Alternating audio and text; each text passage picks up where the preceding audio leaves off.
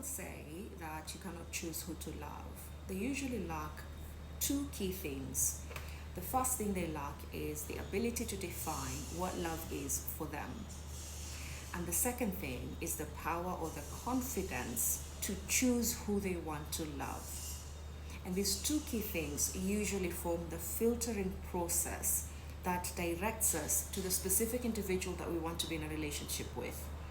They guide us to the qualities that we're looking for in a person we want to be in a relationship with, to the traits that we're looking for, to the personality type that we want to have in that person or that we want to see in that person.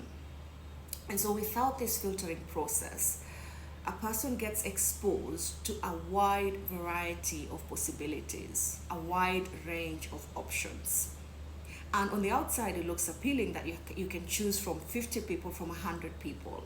But having to actually narrow down to one person out of those 100 can be very exhausting, very tiring, and very daunting.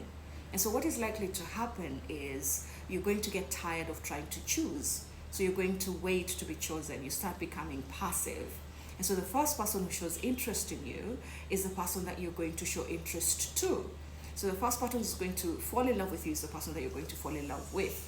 And so you get into a relationship with someone who has come to you first. And that's what you're calling as not being able to choose who to love. Feeling helpless in your choice of the person that you want to love. It's because you got tired of trying to choose. And the reason you're not able to choose is probably because you don't have a definition of what love is for you. And so you get into a relationship with that person. And very quickly it starts becoming difficult. You start having challenges. And one of the reasons you're having challenges is because of the first reason. You haven't defined what love is. So this person keeps getting it wrong. But then you don't even know what right is.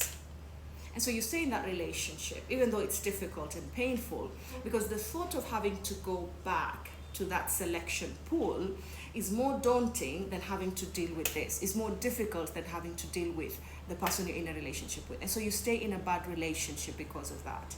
But once you start working on yourself, once you start defining what love is for you, once you start deciding the kind of person that you want to be in a relationship yourself, then you start realizing that you actually have a type, that you actually have a specific type of attributes that you're looking for in an individual, that you have specific sets of characteristics that you're looking for in an individual to be in a relationship with, in a healthy relationship with. That this is the kind of love that you want to get from a person because this is the kind of love that you give yourself.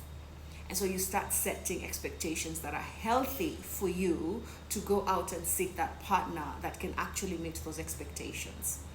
So when you say you don't choose who you love or you can't choose who you love, it comes from an inability to actually define what love is and a lack of confidence to choose the person that you want to love. So once you start defining that for yourself, once you start knowing that for yourself, and you start applying it to yourself, then you realize you can't actually choose who you want to love.